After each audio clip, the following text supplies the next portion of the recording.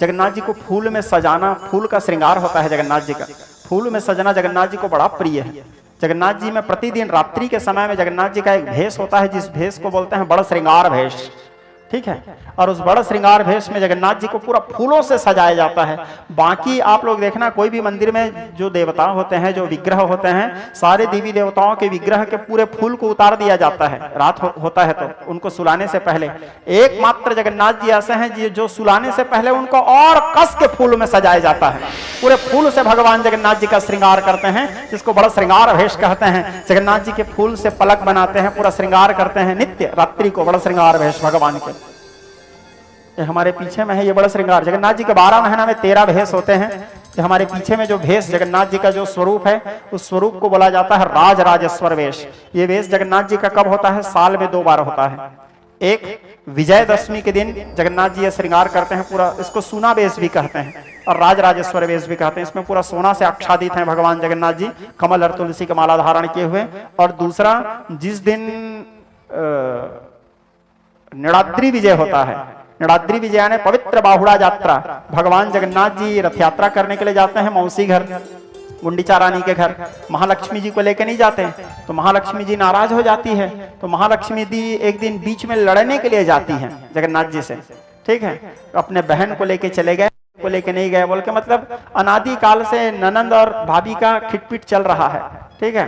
तो माता सुभद्रा जी को लेके चले गए, बहन है। अब माता महालक्ष्मी को नहीं ले जाने के पीछे कारण ये था क्योंकि बलराम जी थे।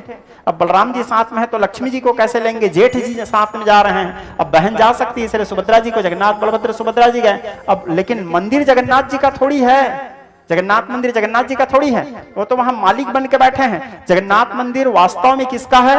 लक्ष्मी माता का मंदिर है। इसलिए जगन्नाथ मंदिर को जगन्नाथ मंदिर हो तो बोलचाल के भाषा में हम लोग जगन्नाथ मंदिर बोलते हैं, उसका असली नाम है श्री मंदिर। जगन्नाथ मंदिर का असली नाम क्या है? श्री मंदिर। श्री अर्थात महालक्ष्मी जी का मंदिर है। और मजे के बात बताऊं, वो जिस मंदिर में जगन्नाथ जी बैठे हैं, मंदिर तो लक्ष्मी जी का है, और जिस स्थान में बैठे हैं वो स्थान भी जगन्नाथ जी का नहीं है। वो स्थान किसका है? विमला माता का स्थान है। जगन्नाथपुरी का सबसे पहला नाम क्या था? विमला पीठ। माता सती के जो 52 शक्तिपीठों में से एक शक्तिपीठ है विमला पीठ। वहां माता सती के अंग गिरा है और वहां तंत्र के विद्या के अभिष्ट सिद्धि के लिए, और उस विमला पीठ के भैरव ही जगन्नाथ जी हैं, इसलिए जगन्नाथ जी को भैरव भी कहा गया है, ठीक है। तो स्थान किसका है? मां विमला का। मंदिर किसका है? कमला का। और वो क्षेत्र भी जगन्नाथ जी का नहीं है, जिस क्षेत्र में जगन्नाथ जी रहते हैं। वो क्षेत्र किसका है? स्थान विमला का, मंदिर कमला का, श्री मंदिर विमला पीठ, और क्षेत्र किसका है? नीलांचल विहारिणी भगवती मंगला। नीलांचल विहारिणी किसको कहा जाता है? भगवती मंगला को कहा जाता है। जगन्नाथ जी जिस क्षेत्र में रहते हैं वो पूरा क्षेत्र मां मंगला का क्षेत्र है, इसलिए उसको भगवती मंगला के नामों में से एक पवित्र नाम है नीलांचल विहारिणी।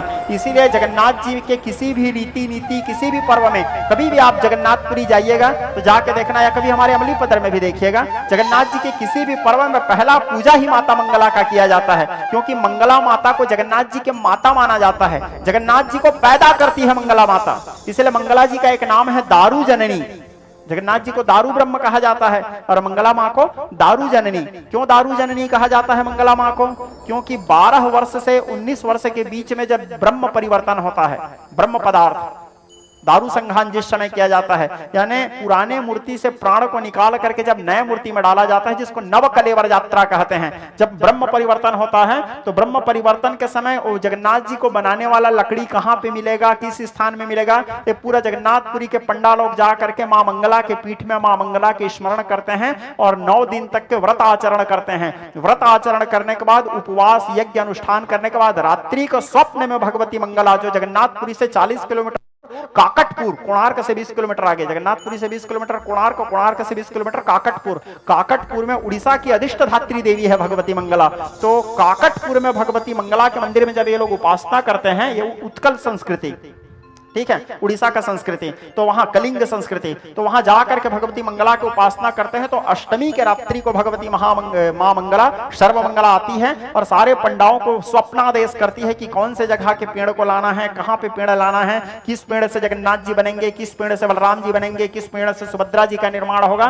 तब फिर मां मंगला के नेतृत्व में जाकर के दारू संघान करते हैं और दारू संघान करके उसको काकटपुर में सबसे पहले पूजा करते हैं मां मंगला के स्थान में। और वहां से फिर लकड़ी के रथ बना करके उस रथ में बिना पशु उस रथ को ढोते हुए नहीं आते, उस रथ को पंडा लोग पकड़ करके खींचते हुए लेकर के जगन्नाथपुरी आते हैं। फिर वहां पर नौ कलेवर के सारा प्रक्रिया होता है। फिर वो एक रात आता है जो महान अंधकार में रात होता है, जिस एक रात्रि में पूरे मूर्ति निर्माण हो जाने के पश्चात पूरा उड़ीसा के अंचल के लाइट बंद कर दिया जाता है, घोर अंधकार किया जाता है, सुनसान पूरा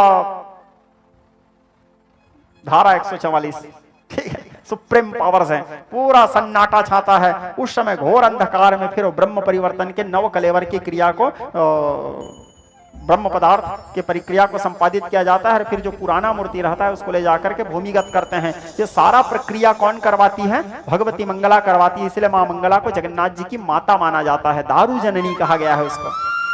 तो मंदिर कमला का, स्थान मां विमला का, क्षेत्र मां मंगला का, फिर भी वहां बॉस बन के बैठ गए जगन्नाथ जी। यह है पावर, ठीक है, ना वो मंदिर उसका, ना स्थान उनका, ना क्षेत्र उनका, फिर भी सुप्रीम पावर लॉर्ड जगन्नाथ। और ये तीनों को अपने इशारा से चलाते हैं फिर, ठीक, ये तीनों वहां के मुखिया हैं, कमला विमला और मंगला, लेकिन वो तीनों उसके हिसाब से चलते हैं क्योंकि सारे देवी नारायण के अधीन हैं। मैं एक कबाली गाता हूं, आप लोग सुने भी होंगे। सुनो सुनो तो करामात पुरी वाले के, सुनो सुनो तो करामात पुरी वाले के, मुख पे मुस्कान मगर मन के बड़े काले के, मुख पे मुस्कान मगर मन के बड़े काले की। स्वयं है काठ के पर रत्नों का सिंहासन है। जगन्नाथ जी किसके बने हुए हैं? लकड़ी के बने हैं, लेकिन जिस आसन में बैठते हैं उस आसन का नाम क्या है? रत्न सिंहासन, रत्न वेदी। संसार में जितने भी मंदिर हैं, जितने भी तीर्थ स्थल हैं, जितने भी मंदिर के मूर्तियों को रखने का आसन है, सबसे महंगा आसन यदि किसी का है तो जगन्नाथ जी का आसन है। इसलिए जगन्नाथ जी के आसन का नाम ही रत्न वेदी है, रत्न सिंहासन। स्वयं है काठ, स्वयं लकड़ी के हैं लेकिन बैठते कहां हैं? रत्न सिंहासन में। स्वयं है काठ के पर रत्नों का सिंहासन है, स्वयं है शासक और माया का प्रशासन है। राजा स्वयं है और मायाओं को प्रकाशित करते हैं। स्वयं है शासक और माया का प्रशासन है। ये जो निज सुख के लिए सबको श्रम कराते हैं, भक्तों से व्रत कराते, खुद पेट भर के खाते हैं, ठीक है। जगन्नाथ जी कभी उपास नहीं रहते, कोई व्रत नहीं रहते। क्यों नहीं रहते? आप लोग देखना, एकादशी भी है तो भी जगन्नाथ जी में भोग लगेगा। जगन्नाथ जी के भोग राग में कोई समझौता नहीं। एकादशी है वो एकादशी का समस्या है, जगन्नाथ जी का नहीं। जगन्नाथ जी में दिन में 8 बार भोग लगता है, दिन भर में 8 बार भोग लगेगा ही। एकादशी के दिन भी सारे मंदिरों में चावल नहीं चढ़ता। किसी भी मंदिर में अन्न चावल चढ़न खाना या पकाना तो दूर के बाद चावल को एकादशी के दिन छूना तक पाप माना गया है। एकादशी के दिन जगन्नाथ जी ही एकमात्र ऐसे देवता है जो मंदिर में बैठ करके चावल खाते हैं और अपने भक्तों को भी खिलाते हैं, और तो और एकादशी देवी को भी खिलाते हैं, तू भी खा, ठीक है। ये है पावर। और बल्कि एकादशी को देवी को बोले, जो एकादशी के दिन मेरे मंदिर में आकर के मेरे भोग को खा लिया, यदि वो एकादशी उपवास भी है और मेरे मंदिर में आकर के मेरे महाप्रसाद को खाता है, तो उसको पूरा एकादशी करने का जो 12 साल का फल है उसको एक ही बार में देगी तू, और नहीं देगी तो तू सस्पेंड, ठीक है। ऐसे जगन्नाथ जी हैं। आप लोग देखे होंगे रविवार को तुलसी नहीं तोड़ते, पूर्णिमा को तुलसी नहीं तोड़ते। जगन्नाथ जी में सबसे ज्यादा तुलसी ही रविवार के दिन चढ़ाते हैं। एकादशी को तुलसी नहीं तोड़ते, जगन्नाथ जी में चढ़ता है। दुनिया क्या बोल रहा है, शास्त्र क्या बोल रहा है, संत मत क्या है, उनसे जगन्नाथ जी को कोई मतलब नहीं। जगन्नाथ जी का अपना एक अलग प्रशासन है, ठीक है। एकादशी के दिन भी चावल खाएंगे, तो रविवार को भी तुलसी चढ़ेगा, पूर्णिमा को भी तुलसी चढ़ेगा, एकादशी को भी तुलसी चढ़ेगा। मेरा जो और तो और ग्रहण काल में आप लोग देखना, दुनिया के सारे देवी देवताओं के मंदिर बंद हो जाते हैं। हर देवी देवता के मंदिर सूतक लगने से पहले पट बंद कर देते हैं, उसमें भोग राग नहीं लगता जब तक कि वो ग्रहण मोक्ष न हो जाए। एकमात्र महाप्रभु पूरे ब्रह्मांड में, पूरे दुनिया में एकमात्र महाप्रभु श्री जगन्नाथ जी ही ऐसे हैं कि ग्रहण काल में भी उनका मंदिर खुला रहता है। ग्रहण काल में भी सूतक लगने से पहले सुबह से उठ करके जी के लिए 56 भोग बना करके जगन्नाथ, हालांकि पंडा लोग गर्भगृह नहीं जाते, मूर्ति को स्पर्श नहीं करते, लेकिन मंदिर भी बंद नहीं होता। समय से पहले जगन्नाथ जी में सूतक काल से पहले भोग लग जाएगा। जगन्नाथ जी में 56 भोग आदि लगने के बाद, रीति नीति होने के बाद पंडा लोग मंदिर के बाहर खड़े रहेंगे, गर्भगृह प्रवेश नहीं करेंगे। हाँ, लेकिन दर्शनार्थी जाके दर्शन कर सकते हैं, उनका दरवाजा बंद नहीं होता। आज ग्रहण है तो ग्रहण का समस्या है, मेरा समस्या नहीं है। भगवान नारद जी बोले भी हैं इस बात को रामचरितमानस में, परम स्वतंत्र न सिर पर को, उनके सिर के ऊपर ऐसा कोई नहीं है जिनसे उनको आर्डर लेना पड़े, वो अपने आप फैसला करते हैं किसी भी चीज का, और उनके फैसला सर्वोपरि है। चाहे संसार में देवता हो, यक्ष हो, गंधर्व हो, दानव हो, किन्नर हो, सब उनके आदेश का पालन करते हैं। जगन्नाथ जी के सुरक्षा के लिए ही 8 देवी अष्टचंडी विराजमान है जगन्नाथपुरी में। जगन्नाथ मंदिर के चारों ओर, ठीक, जगन्नाथ जी जहां रहते हैं चारों ओर 8 प्रकार के देवी, जिसको अष्टचंडी कहा जाता है। जगन्नाथ मंदिर के चारों ओर अष्टचंडी उसके रक्षा करते हैं, सुरक्षा करते हैं। जगन्नाथपुरी में किसी भी देवी का पर्व हो, किसी भी देवी का यात्रा हो, चाहे वो मंगला जी का हो, विरजा का हो, रामचंडी का हो, कटक चंडी का हो, कोई भी माता परदेसिन का हो, माता शीतला का हो, या कोई भी देवी देवता का यात्रा हो, जब तक के जगन्नाथ जी का आशीर्वाद नहीं लिया जाएगा, जब तक जगन्नाथ मंदिर में नारियल नहीं चढ़ाएंगे, कमल का फूल नहीं चढ़ाएंगे, और जगन्नाथ मंदिर से जब तक फूल डोबला नहीं जाता, फूल डोबला मतलब समझते हो नहीं, जगन्नाथ मंदिर से जब तक के वहां माता के स्थान में नारियल आदि नहीं पहुंचेगा, तब तक वहां माता के कोई भी देवी के यात्रा शुरू नहीं होता। क्यों? क्योंकि मुखिया तो वही है ना भाई, ईश्वर। ये सब देवता हैं, लेकिन वो ब्रह्म है, परमात्मा है, साक्षात भगवान है जगन्नाथ जी। तो भगवान जगन्नाथ जी गुंडीचा घर गए थे, तो लक्ष्मी जी को नहीं ले गए थे, तो महालक्ष्मी गुस्सा हो गई। तो बीच में रथ यात्रा से बाहुड़ा यात्रा के बीच में एक दिन आता है हेरा पंचमी यात्रा। तो हेरा पंचमी यात्रा को महालक्ष्मी जी पालकी में बैठ करके जाती हैं जगन्नाथ जी से लड़ने के लिए, और जाती है, लड़ती है, झगड़ती है, और आते आते जगन्नाथ जी के नंदी घोष रथ को भी तोड़ देती है। बोले मेरे को नहीं लेके आए, नारी स्वभाव, ठीक है। तो रथ को भी तोड़ देती है जगन्नाथ जी के, और तो रथ को तोड़ के वापस आती है। और जब लक्ष्मी जी जाती है, क्या जलवा महालक्ष्मी का, और पंडा लोग वेद ध्वनि कर रहे हैं, पंचध्वनि किया जाता है, निशान खोल ताल मृदंग बजते हुए, क्योंकि महालक्ष्मी नगर बेड़ा बहारती है, महालक्ष्मी नगर भूलने के लिए निकलती है, घूमने के लिए निकलती है। और जगन्नाथ जी उसको डर के मारे बलराम जी के पास बैठ जाते हैं। क्यों बैठ जाते हैं?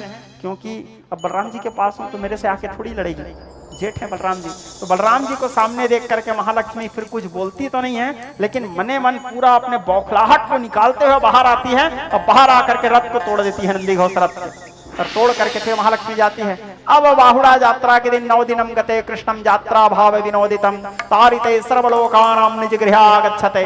वापस आते हैं जगन्नाथ जी। जैसे वापस आते हैं, फिर महालक्ष्मी जी और के जो दासी हैं वो जाकर के जगन्नाथ जी माता महालक्ष्मी से बोलते हैं, क्योंकि मंदिर तो उनका है, किनका? लक्ष्मी जी का। तब फिर बोलते हैं बैठ जा बैठ जा बैठ जा, जा करके माता महालक्ष्मी से कहे कि माँ द्वार में प्रभु पहुंच चुके हैं। जैसे बोले द्वार में प्रभु पहुंच चुके हैं, माता महालक्ष्मी बोलती है मंदिर के द्वार बंद करो, उनको बाहर रखो। बोले उनको बाहर रखो। सोचो, इतने बड़े त्रिलोकीनाथ नारायण साक्षात भगवान एक नारी के भय में बाहर में बैठे रहते हैं, और 3 दिन तक जगन्नाथ जी को अंदर घुसने नहीं देती माता महालक्ष्मी। 3 दिन जगन्नाथ जी अनेक प्रकार से महालक्ष्मी को मनाने की कोशिश करते हैं, पैसा देते हैं, साड़ी देते हैं, नाना प्रकार की चीज देते हैं, फिर भी महालक्ष्मी जी नहीं मानती। आखिरी में फिर जगन्नाथ जी क्या करते हैं? महालक्ष्मी को मनाने के लिए रसगुल्ला भेंट करते हैं। क्या भेंट करते हैं? रसगुल्ला। एक मिट्टी के पात्र में सफेद सफेद रसगुल्ला महालक्ष्मी जी के पास भेजते हैं। जैसे रसगुल्ला को देखती है, महालक्ष्मी के सबसे प्रिय भोग है रसगुल्ला। रसगुल्ला को जैसे देखती है, महालक्ष्मी का गुस्सा शांत हो जाता है। बोले हाँ अब अंदर आने दो। बोले ठीक है। तब फिर भगवान जगन्नाथ जी नीलाद्री विजय करते हैं, और नीलाद्री विजय करके अंदर प्रवेश करते हैं रसगुल्ला के कारण। जब रसगुल्ला अंदर घुसाता है जगन्नाथ जी को, जब रसगुल्ला भेंट करते हैं तो साड़ी कपड़ा ये सबसे नहीं मानती। तो महालक्ष्मी जी और जगन्नाथ जी का बड़ा विनोद युक्त पर्व है, दोनों के बीच में बड़ा सुंदर। आप लोग हमारे देवभोग में भी होता है रथ यात्रा महामहोत्सव, अमली पदर में भी होता है, अमली पदर में हेरा पंचमी भी होता है। महालक्ष्मी जी जगन्नाथ जी से लड़ने के लिए निकलती है। हमारे सम्माननीय हमारे फूल बाबा सेवन पुजारी जी बैठे हैं अपने साथियों के साथ। ये लोग हमारे माता महालक्ष्मी जी को श्री मंदिर से लेकर के आते हैं, ये लोग जगन्नाथ जी से लड़ने के लिए आते हैं। उस समय क्या है, मैं जगन्नाथ जी के पार्टी वाला रहता हूँ, तो ये लोग तुरंत मेरे विरोधी बन जाते हैं, महालक्ष्मी के सपोर्ट में चले जाते हैं और मेरे से लड़ने आते हैं। मैं बोलता हूँ ठीक है लड़ लो, एक दिन तो हेरा पंचमी, उसके बाद तो 364 दिन मेरा राज चलेगा, ठीक है, एक दिन तुम्हारा महालक्ष्मी जी का। हाँ लेकिन वो एक दिन में लोग मेरे को बहुत परेशान है, एक दिन इन लोगों का भाव आसमान छूते रहता है, ठीक है, मैं डरते रहता हूँ, महालक्ष्मी को लेके आते हैं भाई, ठीक है, घबराता हूँ। तो बड़ा सुंदर विलक्षण यात्रा होता है हेरा पंचमी यात्रा। तो जगन्नाथ जी के बाहुड़ा यात्रा अद्भुत। अब तो पूरे हमारे क्षेत्र ही नहीं, समुचित भारतवर्ष से अन्य प्रदेश से भी हमारे अमली पदर में हमारे देवभोग में रथ यात्रा देखने के लिए आते हैं। ये हमारे क्षेत्र के लिए बड़ा गौरव का विषय है कि कहीं ना कहीं हमारे छत्तीसगढ़ में आज रथ यात्रा को हमारे अमली पदर देवभोग के नाम से जाना जाता है। इतना विशालतम रूप ले चुका है रथ यात्रा महामहोत्सव और सभी भाइयों का अथक सहयोग रहता है। और आज हमारे यात्रा में अमली पदर में जितने सहयोगी रहते हैं जो पूरे रथ यात्रा का मैनेजमेंट संभालते हैं, मतलब रथ यात्रा के 2 दिन पहले से लेके रथ यात्रा के 2 दिन बाद तक, मतलब भगवान के वापसी के 2 दिन बाद तक, वो हमारे सारे भाई लोग आज यहाँ उपस्थित हैं। हमारे दादा निरंजन जी यहाँ हैं, हमारे सेवन पुजारी जी, हरि यादव जी, सारे मतलब जितने हैं सब भाई आज इत्तेफाक से हमारे पूरे जगन्नाथ सेना आए हैं भागवत सुनने के लिए। तो सब लोग मिल करके वहाँ सुंदर रथ यात्रा महामहोत्सव का संचालन करते हैं। तो नारी का डर भगवान को भी सताता है, ठीक है, जगन्नाथ जी भी डरते हैं महालक्ष्मी से, ठीक है, इसलिए आप लोग भी डरा करो, नहीं डरोगे आप लोगों को भी घर घुसने नहीं देगी, ठीक है, वो फिर रसगुल्ला लाना पड़ेगा।